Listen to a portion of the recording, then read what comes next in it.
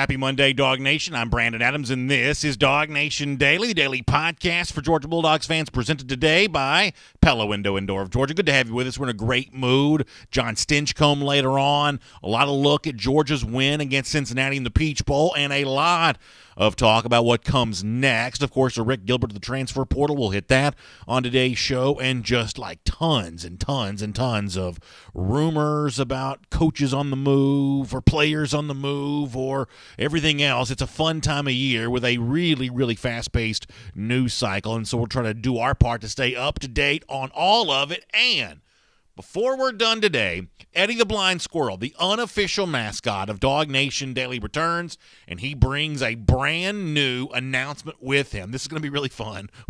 It's also going to be totally ludicrous, but fun nonetheless. We'll do all of that coming up. DawgNation Daily, the daily podcast for Georgia Bulldogs fans, presented by Pella Window and Door of Georgia, begins right now.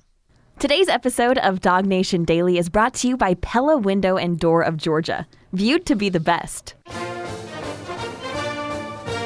Presented by DawgNation.com, this is DawgNation Daily, the daily podcast for Georgia Bulldogs fans.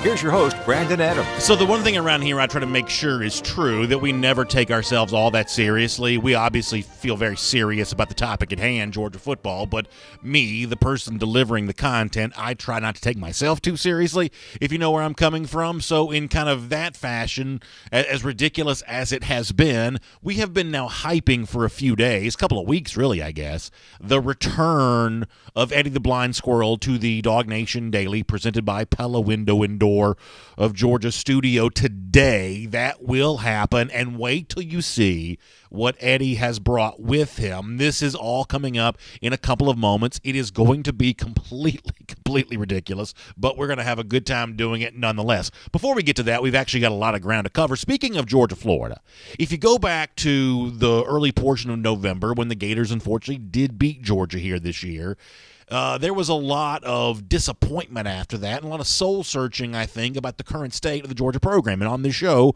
we kind of took that head on. If you'll remember, we talked after the Georgia-Florida game about certain things with this program being broken and the need for Kirby Smart to fix those things. And I heard from some of you during that time of, BA, you're being too negative about all of this. And I'm certainly sensitive to that kind of criticism because obviously I have great respect for Georgia fans and their feelings, and certainly their feelings about our show, and I want to listen to that carefully and be respectful of that. However, I do think there's an obligation for me to be as honest as I possibly can be every single day when I come on the air, to the extent that I know how to, try to, lean in the direction of honesty. And I'll tell you why. There's a valuable reason for that. Because when things are not good, and I admit that, when things eventually get better, and around the Georgia program they have a way of seemingly doing so, we have a greater appreciation for the improvement that has taken place and just sort of a better sense of what really has occurred. When you call balls and strikes on the one side, you're in a lot better position to enjoy it once things get better. And after the Georgia-Florida game, you could look at a couple of key issues related to Georgia and say, wow, these things really need to be fixed. Georgia did not have a high-powered enough offense to go out and win the game there that day. Georgia defensively was not able to keep pace with what Kyle Trask and the Gators were doing there as well. It was just a real problem. Well, when you fast forward now to the end of the 2020 season, the one that ended on the first day of 2021 with Georgia's victory against Cincinnati in the Peach Bowl, I dare say that you can see on the field in Atlanta some evidence that some of the things that looked broken after the Florida game, Georgia over the course of these last few weeks has done some real work to fix those kinds of things. Because the Georgia that played Florida way back at the first portion of the month of November would not have beaten the Cincinnati Bearcats on Friday. It just wouldn't have happened. And I'll go so far as to say this.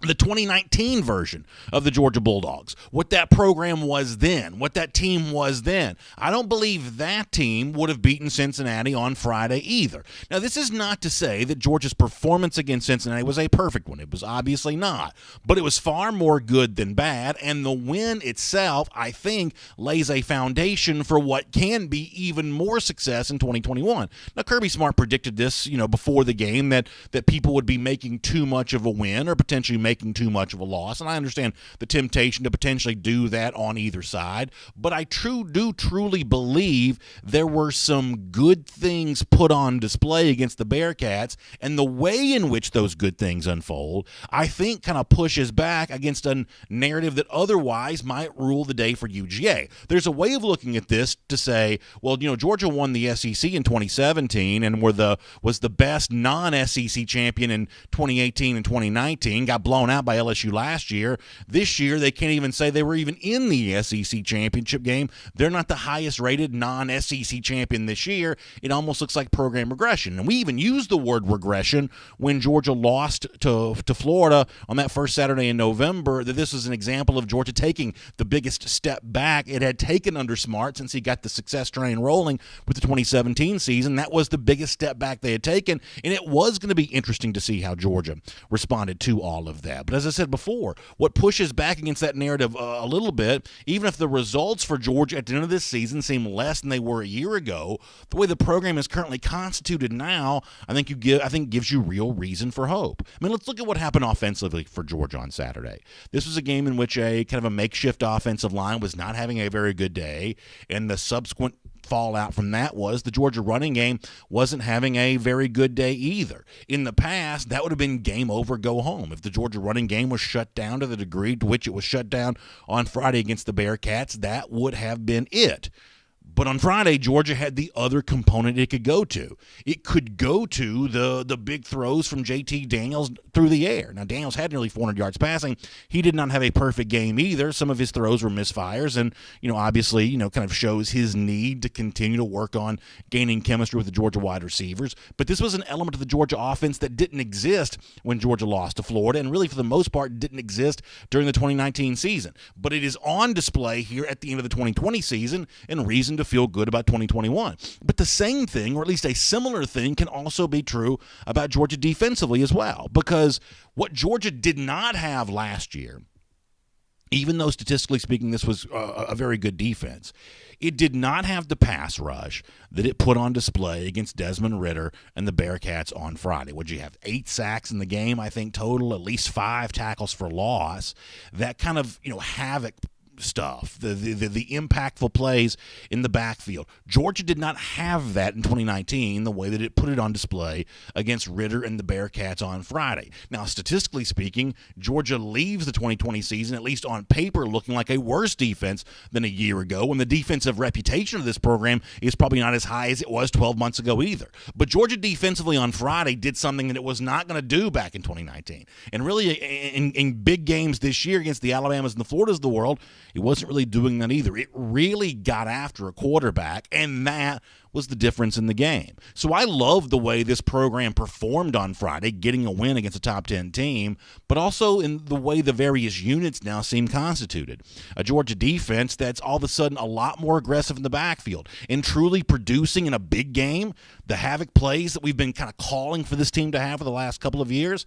I really like to see that. And for a Georgia offense that was stymied with its running game, which has been the bread and butter now under the Kirby Smart era, to now say, okay, well, we can go through the air, and we can hit some deep throws. We can give George Pickens a chance to do some big stuff. We can, do things like that with JT Daniels through the air. It's reason to believe that not just the results can be better in 2021, but the way in which the team is organized, the way in which the program is structured is now in a position for better success than it had before. I feel very good about UGA on the heels of the win against Cincinnati in the Peach Bowl. Let me shift gears and talk about something completely different for a moment.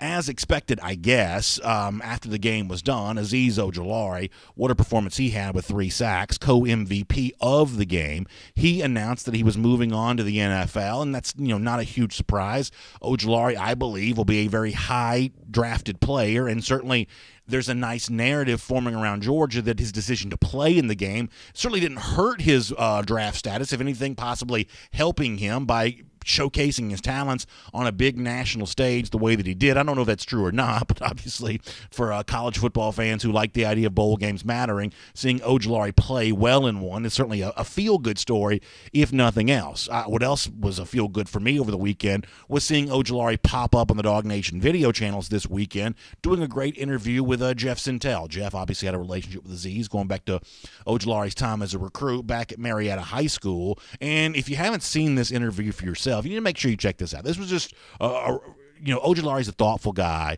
He's had a great career at Georgia. In kind of a wide-ranging interview, he talked a lot about that. But specifically here on the idea of why it is that he's choosing to move on to the NFL draft, I like this from Aziz. Here's a brief taste of the interview that he did with Jeff Sint. Actually, we haven't heard from Kirby Smart yet, have we? Before we hear from Ojulari, let's hear from Kirby Smart on the topic of the Peach Bowl. This is Kirby on the Peach Bowl win. Then we'll get to Ojulari after that. Here's Kirby. For people to try to take shots at their conference or their level of play. They got a really, really good quality football team. And then these seniors, look, they tied the winningest record of any senior class come through, and they really got slighted. So we're going to remove the asterisk and erase it, because with the Vanderbilt game, they would have been able to get that done, and certainly want to respect the job they did. And I just appreciate the guys never quitting and continuing to fight. So I got a little ahead of myself there. I about played the Ojulari audio before I played the Kirby. That's Kirby celebrating the win there against Cincinnati. It's interesting from Kirby, some of the stuff that he'll say kind of post-bowl game that he would never say before a game, essentially counting the Vanderbilt as an obvious easy win. Smart would never say that going into the game, but I guess at the end of the season he's like, yeah, the Vanderbilt game, we definitely would have won that, so that would have made this the winningest senior class of all time. But nice to hear Smart celebrating that win against the Bearcats, and we'll spend some time over the course of the next few days looking a lot at what Smart had to say about what went down there at Cincinnati. So that's good stuff there from Kirby Smart. Back to the topic at hand. I apologize for jumping around there. I just missed the chance to play the Kirby Smart audio a moment ago. Let me let you now hear not a senior, but a departing Georgia player, Ojulari, Aziz Ojulari. After deciding to move on to the NFL draft, he told our Jeff Sintel exactly what his thought process was like going into that. Here is Aziz. It was a tough decision, really. It was very tough because I know, and just having the ability to come back to school, play for the best fans, in front of the best fans in the world, just playing for that G, for your brothers, it would have been a big-time blessing. And I couldn't go wrong either way, so I was like, why not take this opportunity I got in front of me? So listen, I think that's really interesting from Ojulari, and obviously we wish him well as he moves on to the NFL draft, and I think his draft success is going to be a real trophy on the wall for Kirby Smart, Dan Lanning, and this UGA coaching staff, because we know that Jermaine Johnson has moved on to another program, because at least the conventional wisdom is he didn't get a chance to be featured at Georgia as much as he would have liked. Some players want to be superstars. Most players probably want to be superstars to a degree anyway, but Georgia can point to Ojulari if and when he is drafted very high and say, our system of kind of using an ensemble cast, putting a lot of guys in various roles, having them split time, split reps, it works. Look how much money Ojulari has now made for himself because he played in this program. Aziz's draft performance as you head towards April is going to be a pretty interesting bellwether for, I think, the reputation of the Georgia coaching staff for putting guys in the league that's worth watching. And of course, the fallout is what's left over at Georgia now that Ojulari is gone, and we're going to deal with this actually more on the show coming up in the days ahead this upcoming week.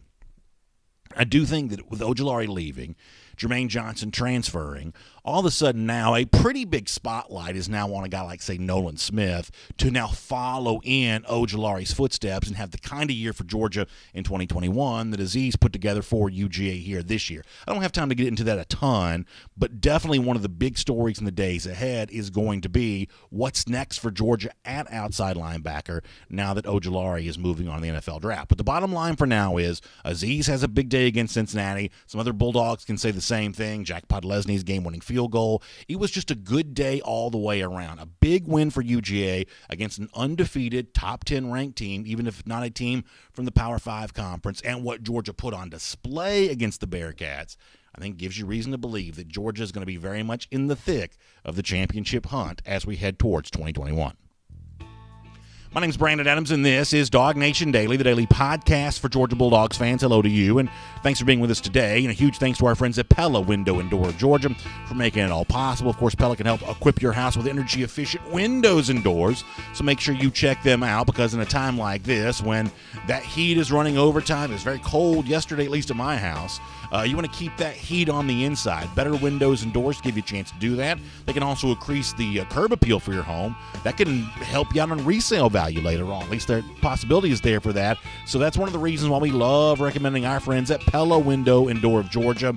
They are a nationally known company with a locally owned branch right here in Georgia. It means you get the best of both worlds. The resources that come from being a national company, but also the personal touch, the service that comes from having a family-owned branch right here in our state. And of course, between now and January 7th, a couple more days to take advantage of this offer, you can get 50% off qualifying installations or no payments, no interest for 18 months. Simply find them online at pellabranch.com. That's pellabranch.com, or give them a call in their Dunwoody showroom at 404-445-2979. That's 404-445-2979. Pella Window and Door of Georgia is viewed to be the best. For all of you checking out our program today, however you get here, on the video side, Facebook, YouTube, Twitter, on our radio side on 960 The Ref in Athens, or as a podcast wherever you find them, we really appreciate you being with us here today. We're going to get John Stinchcomb here coming up in a moment. Eddie the Blind Squirrel, the DawgNation Daily mascot, he will return today. He's going to make a big announcement, at least figuratively speaking. There will be a big announcement related to Eddie later on today's program, so we're having a really good time with all of that. Before that, though, let me briefly go around the doghouse, assisted today by our friends at AAA, and believe it or not, I actually want to extend an apology on our show today. And we just spent a lot of time talking about what I thought was a nice win for Georgia against Cincinnati, what the game meant, the foundation that it lays for 2021. And we really went into the game thinking it was going to be a big game, matchup of top 10 teams. I had been told by so many media types that Cincinnati deserved to be in the college football playoff. So therefore, if Georgia had a chance to play a team that was playoff worthy, that was deserving of one of those top 4 spots, I was under the belief that if Georgia got that win, then it would be a big win for the Dogs, and it would be celebrated as such. But there were people in the media who were saying, no, that was not the case.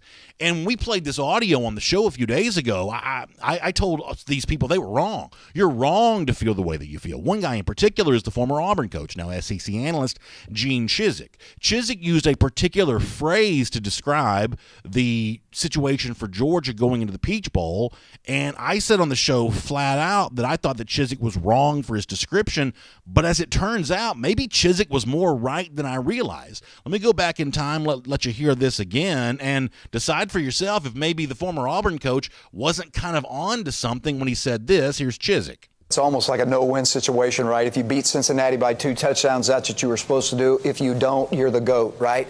They just finished their season on a big-time up note with a 49-14 win over Missouri. 3-game winning streak, the chance for them to win a 4th game in a row. Oh, and by the way, beat a top 10 team. That should be motivation in itself. So Chizik says the game against Cincinnati, this is prior to the game obviously, was a no-win scenario for Georgia. And I said, come on, Coach Chizik, that's not a no-win scenario for Georgia. But apologies to him, I think in retrospect, at least in terms of the way this has been covered, that's exactly the way the game has been treated. And the only conclusion I can draw from this is that all of the people, national writers, national pundits on TV, talking heads on social media, all of these people who thought that Cincinnati deserved to be in the college football playoff, the only conclusion I can draw is they didn't actually believe that. That's just the argument they wanted to make at the time. But once Cincinnati lost, all of a sudden everything that had ever been said about the Bearcats prior to this was completely forgotten about, because the narrative going into the game was a lot more about what is Cincinnati going to do in this game than what's Georgia going to do. Georgia was the other team in the game. Everyone was interested to see, could Cincinnati validate itself and the group of 5 by proxy and prove that maybe it was playoff worthy. But think about this for a moment. Just use conventional wisdom, common sense for a moment. If Cincinnati was a true top 10 team, true undefeated team, true playoff-worthy team, and Georgia wins that game, then shouldn't Georgia get some credit for the win? Shouldn't Georgia take some of that credit that hadn't been given to Cincinnati? Shouldn't people now be forced to say, well, maybe Georgia's a little bit better than we thought? But if you listen here today, that dog's not barking. There's very little national attention being given to Georgia. And it's not because I believe that anybody hates Georgia, doesn't believe in Georgia. I think it's simply a fact of the matter that a lot of the people who praise Cincinnati didn't really believe that at the time. They didn't really think Cincinnati was as good as they were saying they were. Otherwise, Georgia beating that team would at least be a little bit of credit worthy to Georgia. As it turns out, Gene Chizik was probably correct when he said that this really was a no-win situation for Georgia. I mean, there were a lot of people, a lot of writers, a lot of people like that had their knives out ready to go for Georgia when it was losing this game. Remember that? At halftime, and even some Georgia fans were upset at the time. There were a lot of people ready to say bad things about Georgia had it lost. But once Georgia came back to win the game, it's almost like, let's forget this and move on to the next thing. All of that praise of Cincinnati truly being a good team, potentially playoff worthy, all of that didn't seem to matter when Cincinnati simply became another good win on Georgia's resume. Funny how that changed. I'm not sure if you noticed that, but I certainly did. It's Around the Doghouse, assisted today by our friends at AAA. And, of course, I love AAA for the legendary roadside assistance for which they're famous, but also for the ways in which their membership, my membership with them, helps save me money, including the AAA Savings Hack Pack. This is a great benefit for you when you become a AAA member. You'll get free career assistance, free identity theft protection, up to 85% off prescriptions, and discounts on food and other essentials. It's worth more than $1,000, and it's a part of every AAA membership. If you want to find out more about this and discover how easily a AAA membership can pay for itself, go to this website. It's AAA.com/GoSavings. That's AAA.com/GoSavings, and you can learn all about that.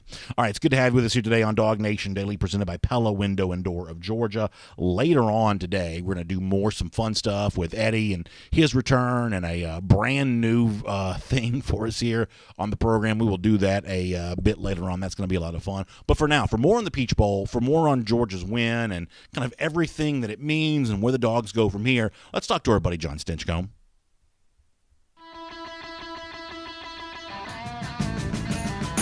From Athens and across the SEC or wherever the recruiting trail may lead, here's a DawgNation.com insider. Always fun to have John Stinchcomb on the program. Let me bring him in on this right now.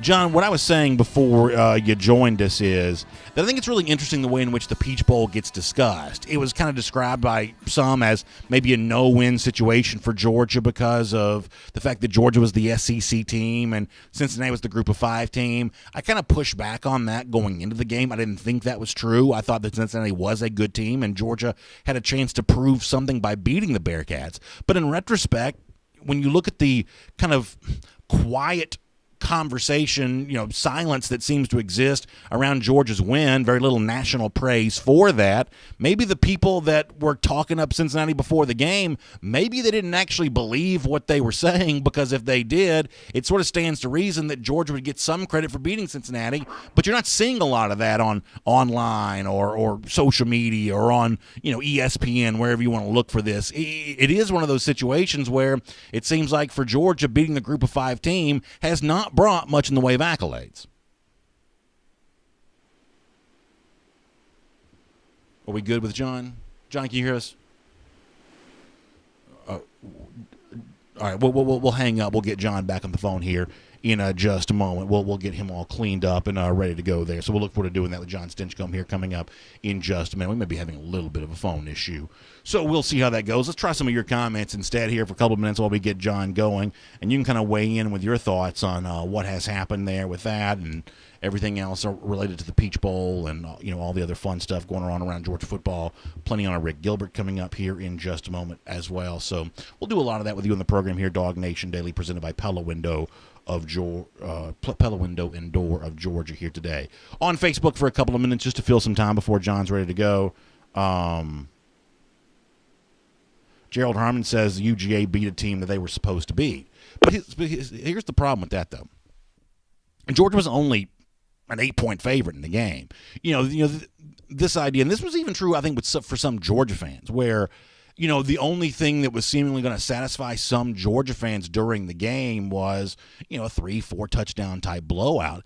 I don't think, Gerald, that was ever a very reasonable expectation for the game. Even if Georgia ultimately didn't cover the spread, so to speak, this to me was still a win worth celebrating, and still a win that I think validated some of the improvement we thought we saw from Georgia against the South Carolinas and the Missouris and the Mississippi States of the world, teams that were kind of more towards the bottom tier of the SEC. When Georgia's winning those games, you're left to wonder, well, how good is Georgia really? Well, when you go out and get the win against Cincinnati, even if you had to come from behind to do it, maybe especially because you came from behind to do it, I do think that kind of proves something there for Georgia on that front. And I think it's the kind of win that Georgia ought to be proud of, and Georgia fans ought to celebrate, whether the media gives them much respect and attention for that or not. Let me bring John Stinchcomb back in the conversation. Looks like we're ready to go with him. John, first of all, thank you for being with us here today. I appreciate that. What did you make of Georgia's win against Cincinnati, and maybe what has been kind of described as a no-win situation for UGA? Certainly in retrospect, maybe that kind of was true. Well, I heard the Chiswick quote, and I appreciate you playing it, because I think there is a very real approach to the game that folks, on paper, they respect Cincinnati and their undefeated season going in, but it's funny how easily people's opinions can change after a game, isn't it? It's a big win. I think it's a big win for Georgia just because Cincinnati comes into that game with a ton of confidence. They're playing really good football, and for 4 quarters they gave Georgia a run for their money.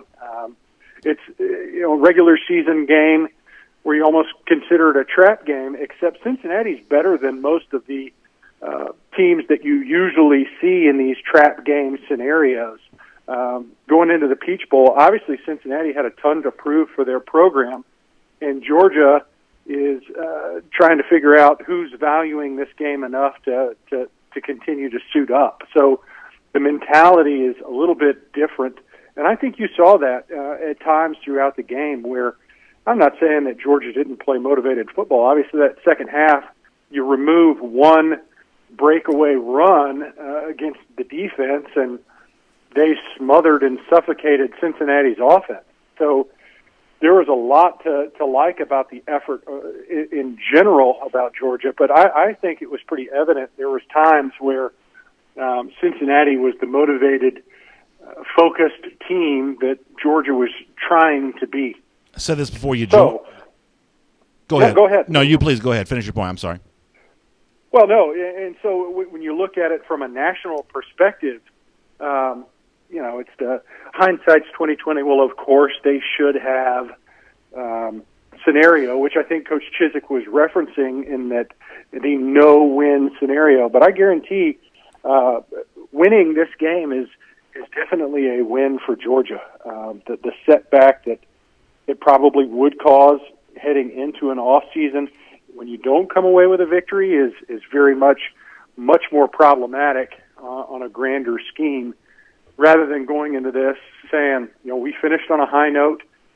We were playing some good football. We've got some offensive identity that we can build on. There were some issues, of course, in that game. That's probably why you're down 11 heading into the fourth quarter. But I think it was there's plenty of things that you can say are wins for Georgia leaving that Peach Bowl. Yeah, the comparison I've kind of made a little bit is, if you look on paper, the 2019 Georgia team, this was a team that won the SEC East, that finished the year as the highest-rated non-SEC champion, therefore got to go to the Sugar Bowl, which is typically the award for that in a year in which the Sugar Bowl is not a playoff game. That on paper, the 2019 team looks more accomplished than the 2020 team does. But, John, I don't believe the 2019 version of Georgia would have won that game against Cincinnati on Friday, because the two things that Georgia had to use, that 2019 team did not really have a whole lot of. Obviously, the high-powered passing attack.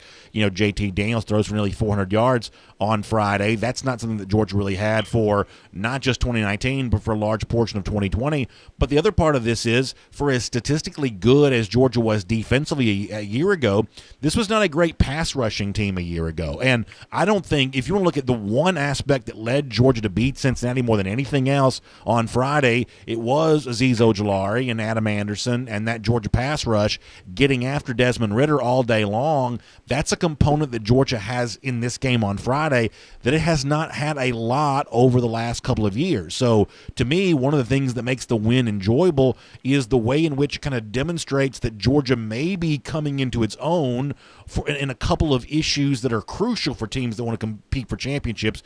Effective pass rush, dominant passing game. You got to have those things. I thought Georgia put both those things on display on Friday. And to me, even though the end-of-season results seem less than previous years, the eye test would suggest a little bit of a step forward for Georgia, I would say. Well, I think there's a couple things of note. I jokingly, I'm in a text thread with a couple of former Georgia teammates, and we gave the player of the game to a fellow from Germany because that left tackle, the replacement in Cincinnati, he was just so outmatched. I mean, how many penalties / sacks and pressures and hits did he give up? So a dubious targeting call on a left tackle out of bounds after a play really was a game changer for Cincinnati and for Georgia in turn. So, I saw flashbacks of the Hawaii Bowl game and the Sugar Bowl years ago where Marcus Howard was tormenting these tackles. And I think that's probably one of the biggest differentiating factors is, A, the depth that Power 5 teams have. You lose a player and, there's probably some drop-off, but it's not a cliff. And you saw in Cincinnati that they probably weren't as well matched up to the speed and athleticism of Ojulari and Anderson, which, Anderson's another guy that, his get off the football, if you're looking towards 2021, he's got the first step that you just can't coach. And so you start putting moves with his bend and his speed and his get off, and there's a lot of promise there that you can continue in this long line of playmaking outside linebacker / defensive ends that Georgia's had. But to specifically speak to your question of the 2020 versus 2019, you make some very valid points. There wasn't the pass rush threat, but quite honestly, I think that probably had more to do with the loss of personnel and the talent level, the discrepancy, sure, and what you see with elite pass rushers that Georgia has. Now, can we also add that the fact that Azeez Ojulari didn't opt out of this game, right, it certainly didn't hurt his draft stock. I for all those that are saying they're preparing for the NFL, here's a guy that very easily and was discussed as a member of the list of players that was going to opt out. He decides to play in this game and plays at such a high level that, one would have to think he certainly helped himself come April. Yeah, I think it's a very favorable narrative. If you value the bowl season, I do. If you want to make college football feel like it matters, I think Ojulari playing the bowl game and punctuating his Georgia career the way that he did, as you said, at the very least, it didn't hurt his draft stock by playing in the game. It seems like it only could have helped, even if the ultimate, scouting evaluation factors in a whole lot more than just what he did against Cincinnati. It's certainly the narrative feels good for right now to see, a potential high draft pick play in a bowl, play well, and get a well-deserved pat on the back on the way out the door for his Georgia career.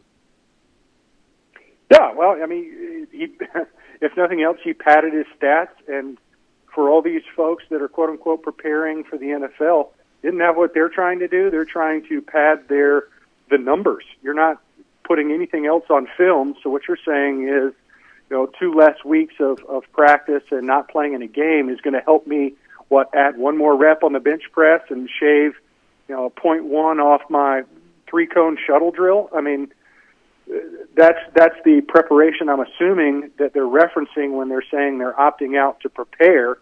But I think, again, it's more to do with what you do on the football field, and those are the stats that matter most. And if I'm a GM, if I'm the director of college scouting for an NFL program, I want a guy that wants to play and plays at a high level, obviously. And Azeez Ojulari is a guy that checks both of those boxes.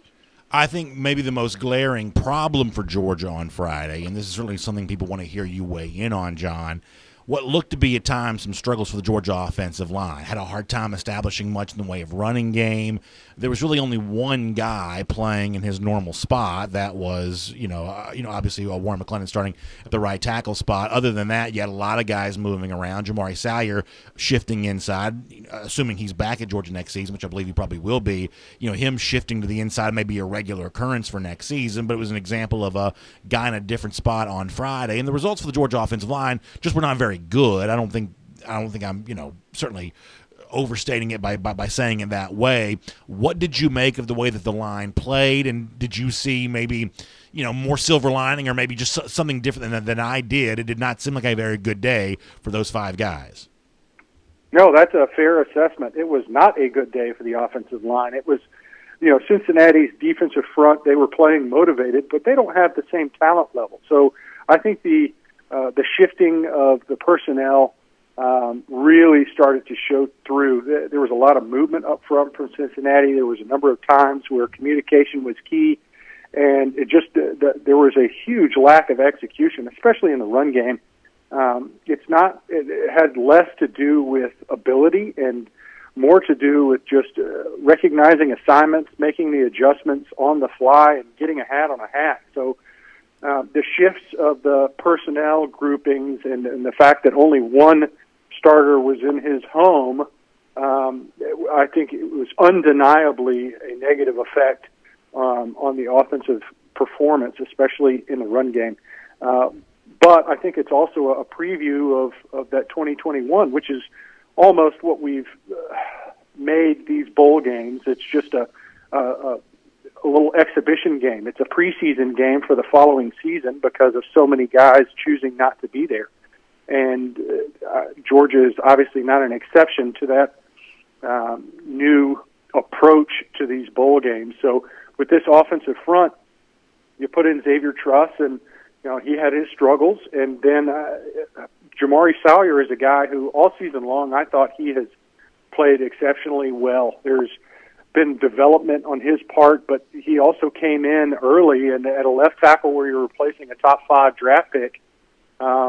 We haven't said his name a whole lot. Yeah. And I think on Friday we very much could, because he didn't have quite the game that we've become used to seeing from him at the left tackle spot as he did at left guard. So there were some struggles, easily identifiable struggles across the board, and that's something that you're going to be working for the next 8 months to get right for this next season. Yeah, I mean, one of the reasons why I guess I don't get too stressed out about it, although it could have very easily cost Georgia the game on Friday, is I think when you think, a few months down the road, by that point in time, it's going to be very hard to keep a guy like, say, Cedric Von Prawn off the field as either contributing and competing for playing time at guard or center as an interior offensive lineman. He seems almost certainly ready for playing time in 2021, if not quite ready to go on Friday against Cincinnati. Both of your young tackles, guys like Broderick Jones, Tate Ratledge, seems very hard to keep them off the field. Maybe they weren't quite ready for starter duty, or one of the guys potentially as a starter for Friday's Peach Bowl. Maybe not quite ready for that. Hard to imagine at least one of those guys not being extraordinarily ready to go by the start of the 2021 season. I sort of get a sense that some of those freshmen on this year's team who may just not quite have been there for earning a starting role for a Peach Bowl, going to be hard to keep them off the field, I would guess, by the time you roll around to the fall of 2021. At that point in time, the offensive line we saw in this game may be a distant memory. Well, I have no doubt that for a young player, guys like Tate Ratledge and Broderick Jones, that this off season is going to be huge for them. Just the physical development as you change your body from a incoming freshman fresh out of high school that was bigger and could dominate most of the guys they were facing in high school. You get to an SEC practice and you're going against the Azeez Ojularis and the Jermaine Johnsons and the Adam Andersons, and you go, whoa, this is another animal here. So where you can make a lot of your strides starts this week, and that's in the weight room. That's getting your body right and prepared for what you're going to face every Saturday. So it's going to be really big as a part of their development because, I think they have the skills. You see the way they were able to move their body, and the only film that we have on them, and that's from their high school days. And it's not because of a lack of athleticism that these guys were rated as highly as they are, but I have no doubt that this is going to be a huge off season for them, and there's opportunity. I think that's really what we're getting at is, last year when Jamari Salyer and Warren Erickson came into the bowl game, they looked ready. And I think this time around in this Peach Bowl, it still left some question marks as to whether or not, Xavier Truss is going to be the guy at left tackle, and with Schaefer most likely not coming back for that bonus COVID year, there's another hole in the game, and obviously with Trey Hill, there's some question marks there. So there's plenty of opportunity for these young guys to work towards and have that light at the end of the tunnel be very visible for them. Let me do one more before I let you go, John, and you kind of previewed a little bit about what's to come in the days ahead for Georgia. I think the obvious first thing here is, and I'm going to say this from the perspective of a fan because obviously, more analytical approach, I would wish all of the Georgia players well if they choose to go on the NFL draft and hope they make a ton of money by doing so. But as a fan, you want Georgia to be as deep as it possibly can be. So there's a little bit of a wincing right now of kind of waiting to find out just how much draft attrition there's going to be off of this team. And there are a couple of names that probably come up as more significant than others. I would say that Jordan Davis is arguably Georgia's most irreplaceable player. And I'm going to assume for a moment that JT Daniels is returning just for the sake of conversation. He's got a decision too, but I'm at least betting on the idea that Daniels returns. So therefore, someone like Davis, incredibly difficult to replace. Maybe to a degree, someone like Tyson Campbell, who does play in the bowl game, but could have a chance to be a fairly high draft pick, kind of finding out what guys like that are going to do. I guess, offensive linemen, we just talked about that. Guys like Salyer and Hill are, facing a bit of a choice, bit of a decision there as well. Isn't that the sort of the next big thing for Georgia now that signing day is done, now that you know who Georgia is bringing into the program, at least before you start talking transfer portal stuff, kind of finding out who from this roster you're also able to hold on to for next year? That's a big story in the days ahead, is it not? It is, and I think that's a sad point because to me, if you're foregoing another year of eligibility to get ready, it better be to be a high draft pick. Now, your first round, even maybe a high second round draft pick. And for most of these guys, that's just not the case. I mean, it makes sense for Aziz. He's now being discussed as a top 20 pick. Okay, I can understand that. You finished out. You've been told by, everybody submits their paperwork to see, give me a good gauge as to what my value is in the NFL. And, for him, those numbers came back and made sense. Now, for some of these other guys, if I might get drafted, I think one of the best stories that they can look at is let's look at the success of some of the underclassmen in Georgia's history that have left in recent years. Isaac Nauta, Elijah Holyfield. I mean, there's a list of guys that I could think of that would forego another season of eligibility and haven't found the success I think that they were hoping for. And that's a cautionary tale. As I train offensive linemen this time of year getting ready for the draft, they've already made that decision. And each year I seem to have more and more underclassmen from across the country that just feel like they're ready. That's the number one thing you hear. Well, I just feel like I'm ready. And quite honestly, that's a scary sentiment because there's so much. This is a game that never stops, and you're either getting better or you're getting worse. And if you feel like you've already made it, but yet you can't back that up by those in the know saying, "Listen, you are ready. You're a first round guy." If you're not a first round guy, you still got more work to do, buddy. And it's just sad and scary to me. I don't want them to.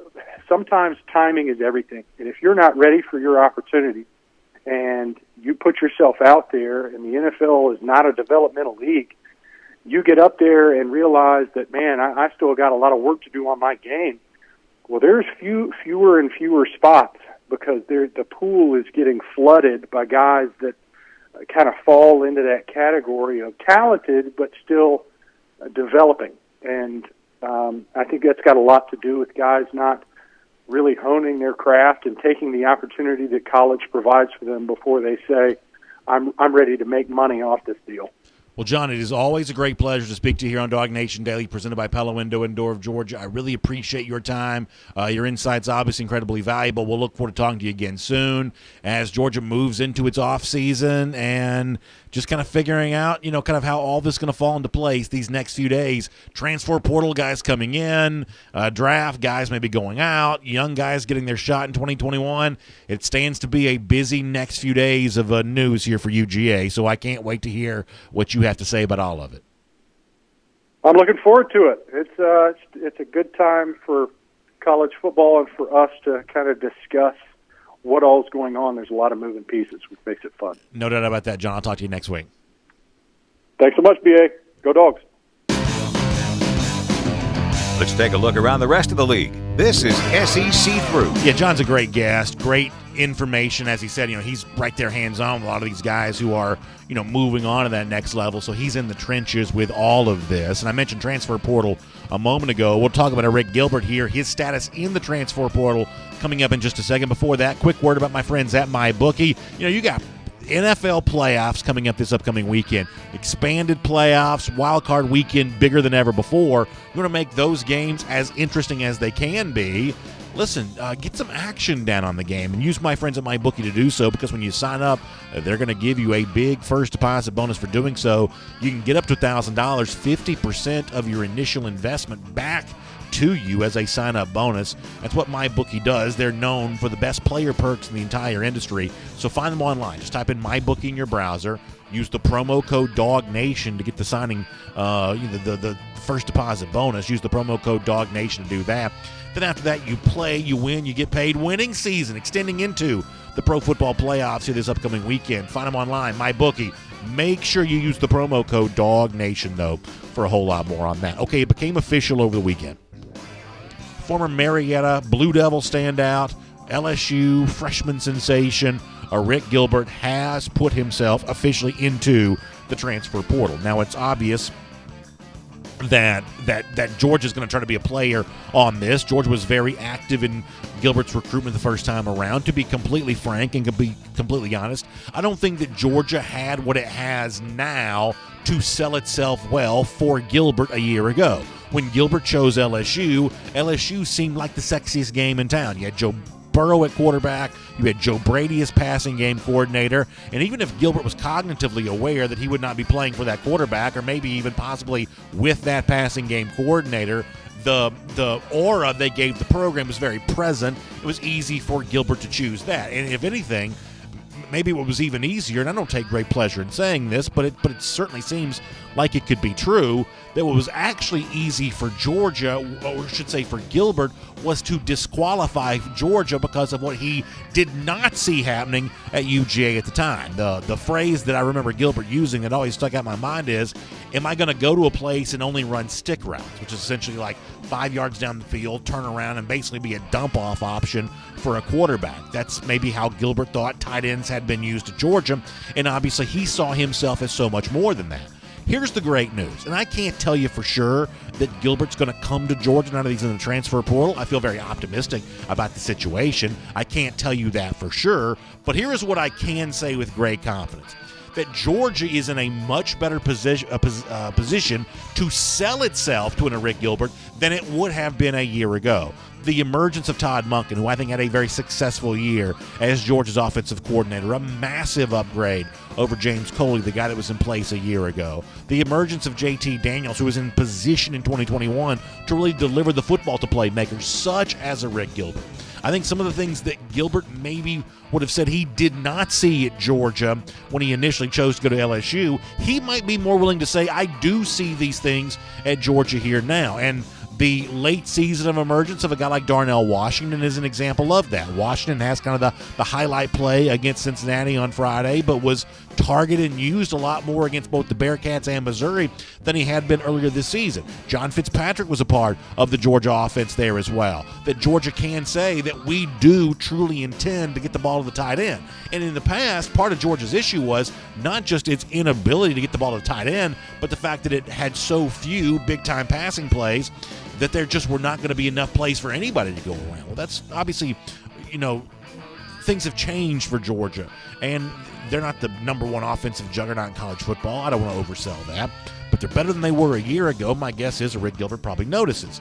Now, you may have noticed as well that Gilbert's former high school teammate and quarterback Harrison Bailey at Tennessee is trying to pull him towards the Vols, and obviously Tennessee, other programs will be a contender for Gilbert services, but I do feel like Georgia's in a better spot on this now than they would have been in the past. A couple of other SEC through stories. I'll try to do this quick. I saw where Adam Schefter was touting the notion that Dan Mullen could could leave Florida and go to the NFL. I don't believe this for a second. I think this is the kind of smokescreen that you put out on the heels of a 4-loss season, embarrassing bowl loss. Obviously, a lot of silly things that Mullen said in his post-game press conference. I think this is a narrative changer. I think this is an attempt to kind of reset the story around Florida, and Adam Schefter obviously is willing to trade, anything for a scoop here, so he kind of publicizes this for Mullen, or a source close to Mullen will say.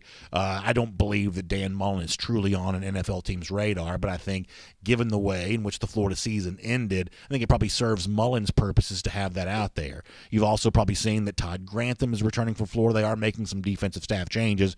Grantham is not one of them. Georgia fans will certainly be licking their chops about that. Another big story around the SEC that I want to touch on here for a moment, and obviously you saw this, Texas has parted ways with its coach Tom Herman and acted quickly in hiring Alabama offensive coordinator Steve Sarkisian into that role. Now, this is big news in and of itself, because I think that Sarkisian orchestrated one of the greatest offenses I've ever seen in college football with what he did with Alabama this year. And to think that he did that a year after the program had lost Jerry Jeudy, Henry Ruggs, Tua Tagovailoa, makes it even the more special. People are going to wonder, well, what is Alabama going to do in replacing Sarkisian?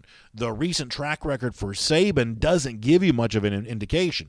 Yes, Sarkisian was a bit of a reclamation project. Lane Kiffin, you could say that about him when he was hired in 2014, but Brian Dable, when he took the job, now Dable's a huge name on the coaching front now because of the work that he's doing as Buffalo Bills offensive coordinator, but when he was hired as Alabama OC back in 2017, well, no one really knew who Dable was. There was the Mike Locksley hire after that, which was maybe a little more conventional. The Saban OC hires, though, have kind of been all over the board. I know that Shannon Terry, the founder of 24/7 Sports, tweeted, no longer with 24/7, but he was the founder of the website, over the weekend that Bill O'Brien, the former Houston Texans coach, was seen in Tuscaloosa here this week. I don't know what that means or what to make any of that, but obviously there's some interest in who Alabama will hire as a replacement for Sarkisian, and there's going to be some interest in who Sarkisian hires with him at Texas. There are already rumors that he might be interested in some Alabama staffers going with him, such as the wide receivers coach. There's also some rumors about big-name, high-profile defensive coordinators with SEC ties maybe ending up in Austin. You may have seen a Will Muschamp rumor to Texas. That's a place that Muschamp was once coach in waiting under Mack Brown. Kevin Steele now out at Auburn. Could he be going with Sarkisian to Texas? That's kind of out there. These things will be talked about a lot, and there will be a lot of rumors off of the big news that Sark is now the head coach for the Texas Longhorns. So pretty interesting stuff all the way around there, and we'll make that your SEC through. And here on DawgNation Daily, presented by Pella Window and Door of Georgia, I want to tell you a quick story for a moment. So a month or so ago, I was kind of, trying to find something. I was Googling something, and when I did, a very old episode of our program popped up in the Google search. And I was like, boy, I hadn't seen this. This is like years and years old. And it was funny. It was the week that Georgia was playing Florida going in the 2017 season. And it brought back so many memories for me because of kind of what the nature of the Georgia-Florida rivalry was going back into that game in 2017 when Georgia was on a losing streak to Florida, had lost the last few games there to the Gators, and the feeling that was existing around the Georgia program as Georgia was trying to snap that losing streak and regain some footing in that rivalry. And that was when we were kind of in our first year of talking about all the Gator hater stuff here. here on our program. Back then we were doing a Gator Hater countdown. We were counting down the days to the game because we believed that 2017 game was going to be so important for Georgia, to count that down and to to change the nature of that rivalry. And going back and seeing the show from 2017, as I said before, just brought back so many memories for me, including one short clip I want to play for you here for a moment. So Josh Hammond was a receiver at Florida at the time. This was a guy that was getting ready to play this game, and he was asked about what it means to play Georgia. And you want to talk about sort of encapsulating what the old feeling used to be of why the Gator-Hater rivalry mattered so much for us here on our program, and why we were trying to sort of push the idea that Georgia fans need to care about this Georgia-Florida rivalry. What Hammond said way back in 2017 was such a great way of reminding all of us what the Georgia-Florida rivalry meant then, what it still means now, and why the game matters. Let me let you hear former Florida wide receiver Josh Hammond back in 2017. That mentality that they bring, being that they've never lost to Georgia, definitely brings a lot of confidence to us, just knowing that Georgia isn't a team that we lose to. So I think that's the message in the locker room right now, that, they might be the number 3 team in the country, but they can't beat Florida. They might be the number 2 team in the country, but they can't beat Florida. It's that kind of attitude from Florida that way back then got us hyping up the Gator Hater stuff on the show each and every day. Now, obviously, that worked out well for Georgia in 2017, and again in 2018, and again in 2019. And Eddie, the official mascot of DawgNation Daily, was a big part of that. Now, after the game this year, Eddie has taken a little bit of a break. He has gone, took a hiatus, and we respected that for Eddie. But he is now back on his perch, exactly where he's supposed to be, on the desk here on DawgNation Daily, presented by Pella Window and Door of Georgia. But that's not all. There you go. Eddie's looking good right there for those of you watching on video. Nice camera work there to kind of get zoomed in on him.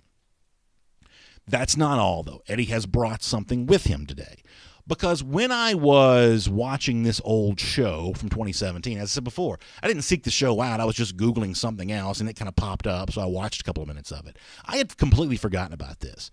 For the last couple of years, we've done the Gator Hater Updater, counting the days since Florida last beat Georgia. As I said before, we once did a Gator Hater countdown, where we counted down the days to the game being played again. We're going to do that again this year at some point in time, once the schedule truly becomes official. But what I had forgotten was, for a brief period of time heading into the game in 2017, we did another kind of Gator Hater segment that I had no memory of. We did this thing called a Gator Hater Roll Call, where I invited people to reach out to me on Twitter at DawgNation Daily, that's my Twitter account, to share your hatred for Florida, to share your belief that the Georgia-Florida rivalry matters, to echo the sentiments that Eddie would express with his Gator Hater son on this desk every single day. And we would just simply throw those tweets up on the screen, or whatever social media message it was. We would just simply kind of throw that up on the screen and just kind of go through a roll call of all the people who felt like they had some Florida hate they wanted to get off their chest for that particular day. And so watching this old segment, I was like, wow, this would be a really fun thing to bring back to DawgNation Daily, presented by Pella Window and Door of Georgia. But in thinking of, well, how do you spice it up, and how do you make it new for 2021? How do you, make this something really enjoyable and something Eddie himself would be proud to have his name attached to? Well, here's the thing that kind of came to mind.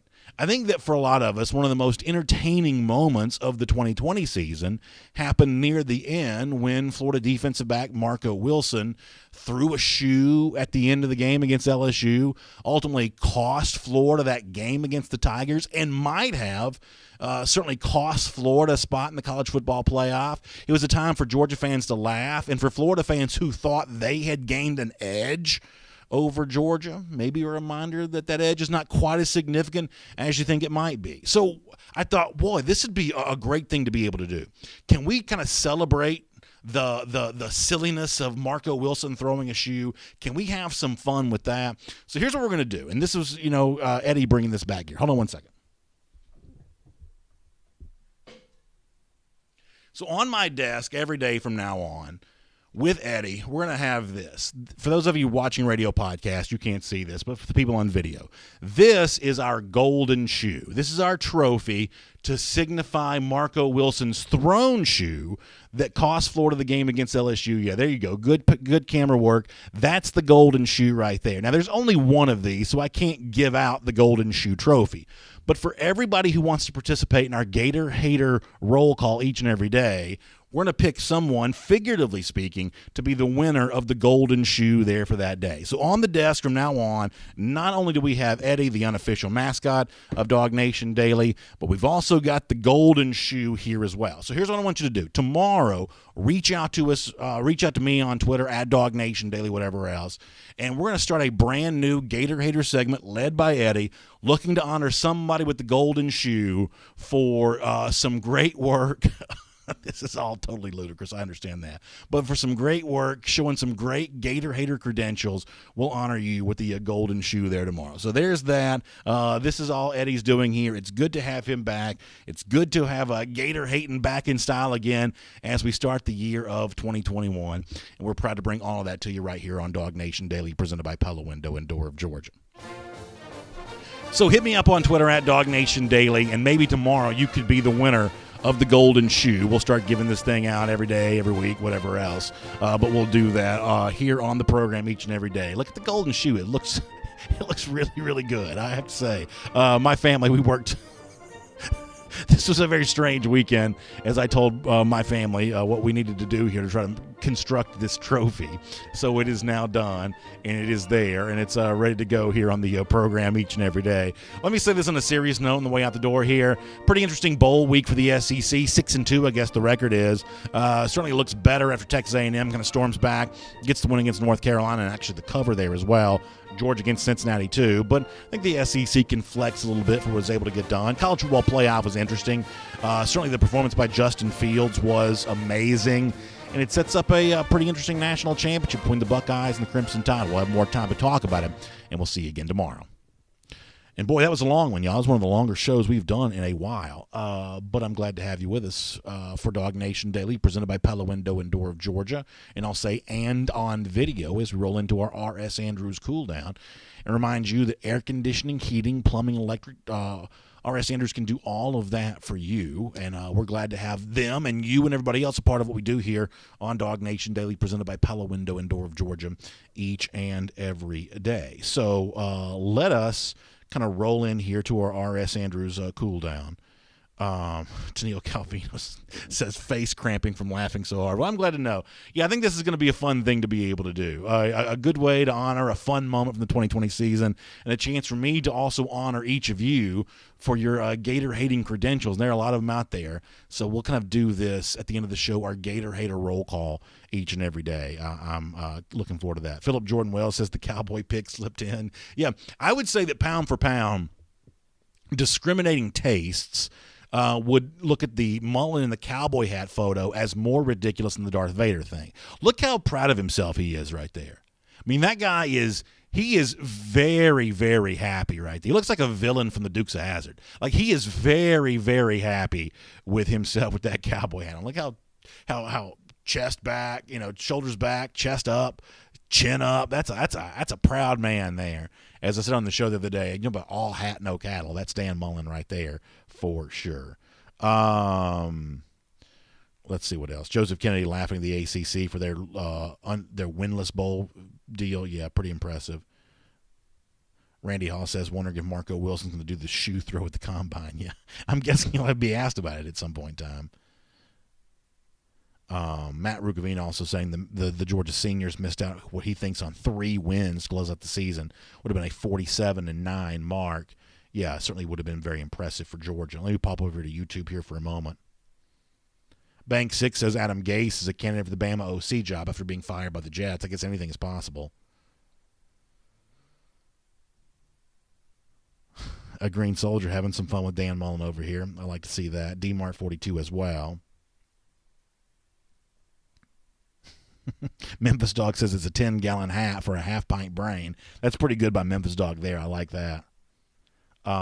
Silent Chaos on Nolan Smith. Yeah, we're going to talk about Nolan tomorrow I think, a lot more. And I think it can be a very big year for Nolan Smith at Georgia, but I think it also needs to be a very big year for Nolan Smith at Georgia. I just think it has to happen. This is a big thing for him. Georgia, I would say at the outside, I don't want to give the whole thing away. We're going to do later this week, but Georgia has gone from having like an excess of talent at the outside linebacker spot to now maybe you say they've got just enough. For the 2020 class, Georgia didn't prioritize outside linebackers the way they typically do. They only signed MJ Sherman there at that spot. So with Ojulari leaving, with Jermaine Johnson transferring, all of a sudden it's Nolan Smith, it's Adam Anderson, it's MJ Sherman, it's maybe Robert Beal sticking around, but all of a sudden now it's not as many, it's not a glut of talent the way that would have been in the past. Now, listen, most programs would love to have had the names I just rattled off, but it's not one of those things where there's not enough playing time to go around anymore. All of a sudden now, they're, for people who want to see someone like Nolan get a chance to get kind of the superstar treatment where he's on the field a lot and he's rushing the passer a lot, 2021 ought to be a year where something like that's able to happen.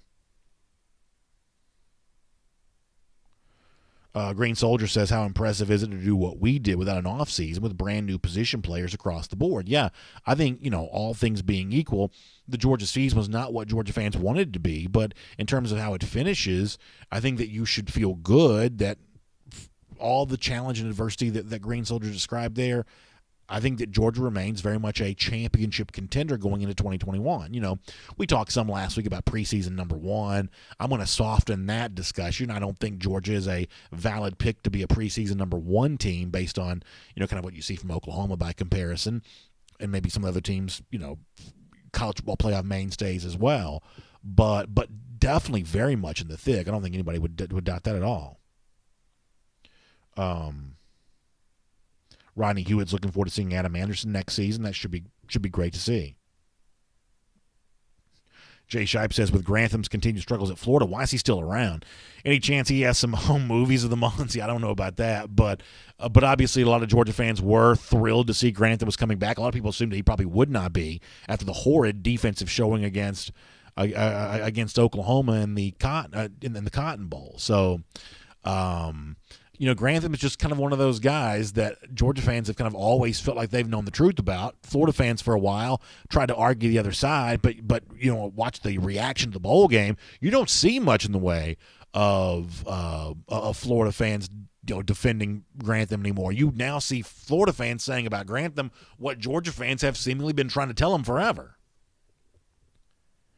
Thomas Dyson says once JT's timing gets better, we'll be off to the races, and I do think the Peach Bowl kind of showed you that. It was not a great day, I would say, for Daniels. More good than bad, but not a great day, and continued timing with those receivers is an important part of that, especially accuracy on the deep ball. He misfired on a number of deep balls on Friday. He also hit a bunch of them there as well. Georgia struck deep a lot, attempted to anyway. But clearly this is an important offseason for Daniels, assuming that he returns. I believe that he will. To maintain that chemistry, work with those guys, and as our commenter said, be ready to be off to the races next season.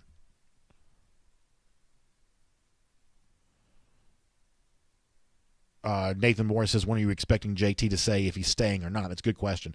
I guess it's going to come over the course of the next couple of days, if I had to guess.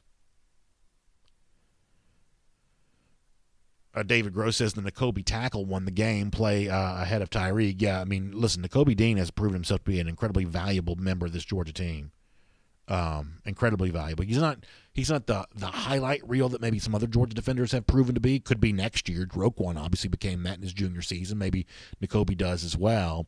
But he is, I would say, a pretty invaluable member of this Georgia defense. Gerald Harmon says the opt-out hurt Jamie Newman more than anything, referencing obviously the beginning of the season. Probably hurt Georgia not to have the quarterback that you presumed would be the starter there at that time. And I think in Newman's case, I don't think it's going to prevent him from being drafted, but his chance to move from what might have been a middle-round guy to more of an upper part of the draft-type guy, I'm guessing that was probably impacted by not playing this year. Michael Webb on the subject of Grantham being a survivor. Yeah, one way or another, Grantham always seems to find himself a job, regardless of the results. Jacoba Simba on the subject of Dan Mullen potentially, giving out the NFL rumor. I totally believe that's what this was. That listen, like, it's a tough job to be like the Adam Schefter of the world, or if you follow the NBA, the Adrian Wojnarowski or Shams Charania, these information, accounts, that these, newsbreakers. It's hard to do that. You have to be involved in a lot of horse trading to be able to do that. You have to take somebody else's scoop in order to get the scoop that you really want.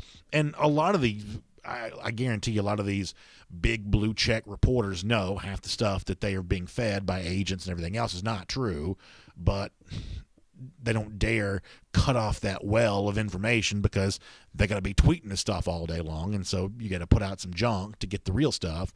And so, Schefter's not immune to that kind of stuff either. So this reeks to me of the, hey, do me a solid and connect my name to an NFL job. You see a lot of that this time of year, and the Mullen thing kind of reeks of that. Philip Jordan Wells, and the subject of a couple of those 2017 signees, Latavius Brini and Amir Speed. Yeah, I was very impressed. That's another example of what we said before, that you can't assume that guys not playing are an evidence of guys that can't play. That Brini and Speed, I would maybe say especially Latavius Brini, this past week showed you they're more than capable of getting the job done when called upon. Now, certain guys are not going to leave the program without ever really getting their shot. You probably saw Nate McBride announce that he's not returning to Georgia. So for some guys, that chance may never come. But for other people, waiting around, being patient, choosing to stick it out, they eventually get rewarded. And it was great to see both Speed and Brini get a chance to have some of that on Friday. David West says, get ready for Clemson. Yeah, we are also going to talk about that a lot as we head towards this. I think the Georgia Clemson narrative after the way that Clemson played in its playoff game feels a little bit different.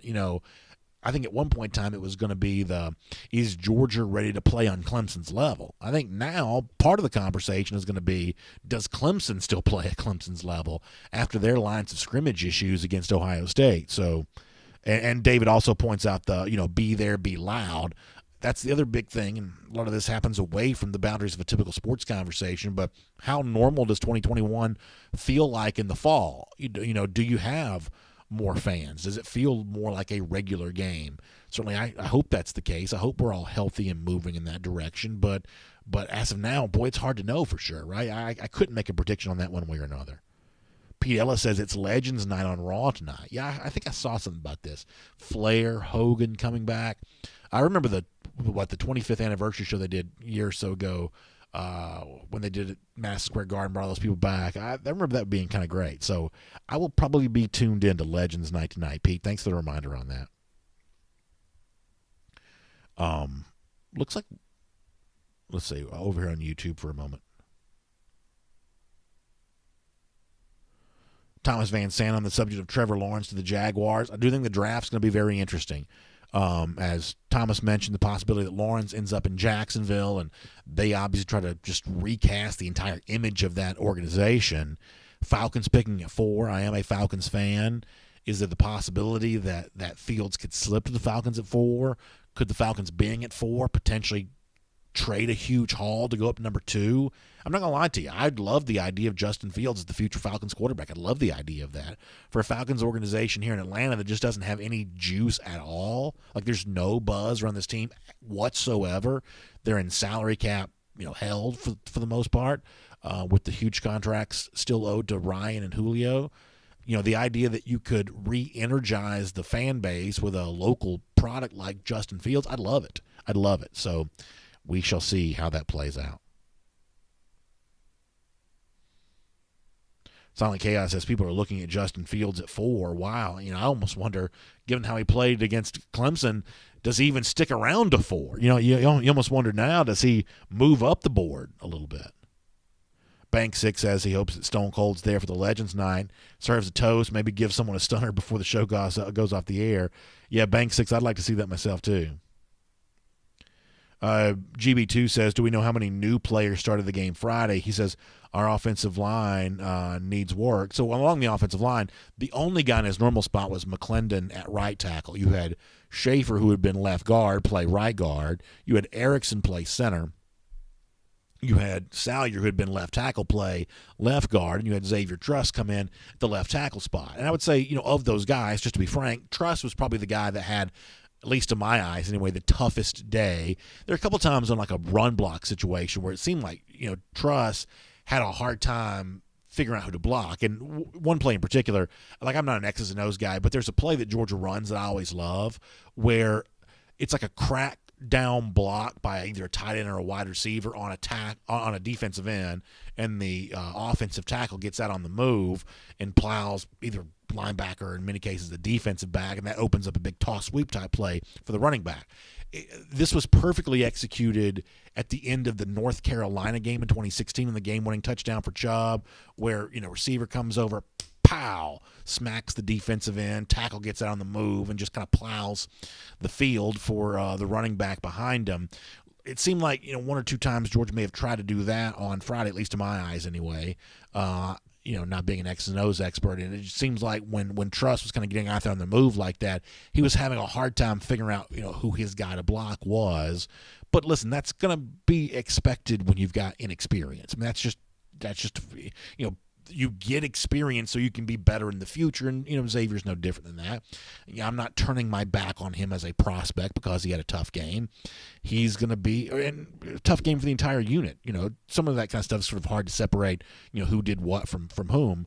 But Xavier's going to have his chances in the future, and he's going to be a big-time competitor for playing time in 2021. As I told John Stinchcomb, though, I do believe guys like Ratledge and Jones will also be pushing for playing time, but I'm not done with Xavier Truss as a prospect, even if it was not quite a great game for him on Friday. Nathan Moore is on the subject of Trey Hill. He's definitely one of those guys that is going to be facing an NFL decision. And, John a moment ago said, hey, if you're not going to be a first-round pick, you got to come back. And I understand where John's coming from on that. But in the case of someone like Hill, as a center/guard, which he could maybe be considered for both the NFL level, it's kind of hard to work yourself into that first-round conversation that, if you get like that sort of second, third-round type grade, some of those guys might feel like that's as good a grade as they can ever hope to get. So why not go ahead and go and get that clock started for the second contract where if you get a chance to get one, your real money might be made. Admittedly, Alabama has been very good at convincing non-first-round picks to come back to school, and Georgia, if you want to use the phrase this way, has not been quite as good at that. Admittedly, that's just true. But the other side for the player is, for some guys, some positions, there's just not a lot of players taken in the first round at those positions. Beast Mode 21 says Adam Anderson underrated. It certainly seems like his time is arriving for sure. All right, let me do like one or two more. We got to go because I got to go radio stuff. Jacob O'Neill, thanks for the kind words. Hope you have a great day as well. Clarence Dawson, good to see you in the comments section here.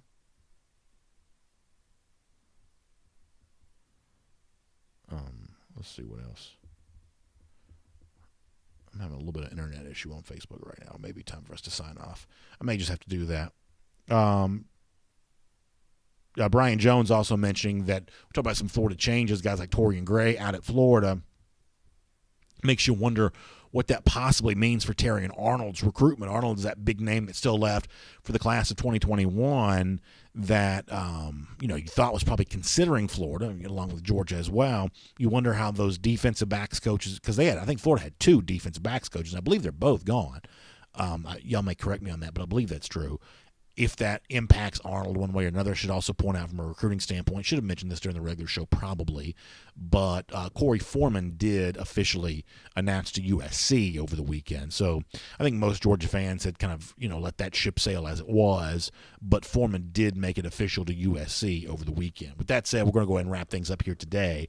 Y'all make sure you check out the AJC for your Atlanta news now. Runoff election is actually tomorrow, and that means all the ads come to an end and everything like that, which everybody's happy about. But if you want to follow the build-up to the election and, listen, there's all kinds of stuff going on in Georgia from a political standpoint right now, which I won't even mention. But if you want to stay up to date on everything that is happening, check out your Atlanta news now at ajc.com for that. Also, big thanks to R.S. Andrews, making the R.S. Andrews cool down possible. Air conditioning, heating, plumbing, electric. You can trust R.S. Andrews to do all of that for you. If your water heater goes out, in many cases, they can replace it for you the same day. You simply need to find them online at rsandrews.com. You have a great day. I'll see you back here tomorrow morning. There's the golden shoe, and Eddie, one more time. We'll give out the golden shoe tomorrow to somebody for a Gator hater roll call. So hit me up on Twitter at DawgNation Daily. Tell me why you hate the Gators, and we'll honor some folks here tomorrow on the program. Thanks for being here, R.S. Andrews Cool Down. DawgNation Daily, presented by Pella Window and Door of Georgia. We'll look forward to talking to you tomorrow, everybody.